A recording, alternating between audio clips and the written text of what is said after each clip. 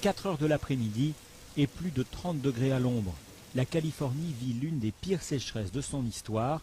Et pourtant, dans ce quartier, l'arrosage des pelouses bat son plein.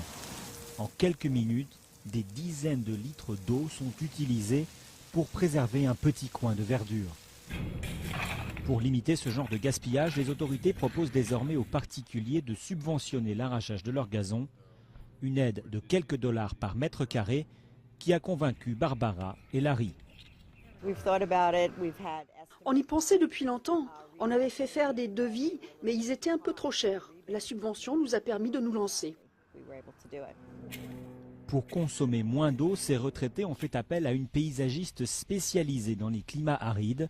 Cactus, galets et plantes grasses vont recréer un jardin plus adapté aux faibles précipitations avec un arrosage ciblé, goutte à goutte. On ne gaspille pas d'eau, l'eau ne s'écoule pas partout, elle ne s'évapore pas non plus. En fait, l'eau va directement là où la plante en a besoin.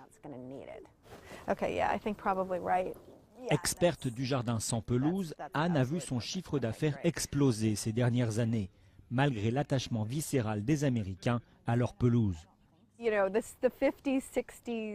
Depuis les années 50, 60, on a cette image de la maison traditionnelle américaine avec sa petite pelouse. Je pense que depuis notre jeunesse, nous avons cette idée gravée en nous de ce à quoi doit ressembler notre jardin.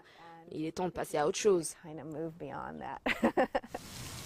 Passer à autre chose car il y a urgence. Malgré les records de sécheresse, 60% de l'eau consommée à Los Angeles est utilisée en extérieur. Adepte elle aussi du jardin sans pelouse, cette spécialiste de l'environnement propose de faire payer plus cher ceux qui veulent absolument arroser leur gazon. Il faut 2 compteurs d'eau en fait. Un pour les usages en intérieur où l'eau est abordable et un autre qui mesure l'eau utilisée dehors et dont le prix reflète la rareté des ressources en eau. Payer plus pour arroser plus, l'idée est encore loin de devenir réalité.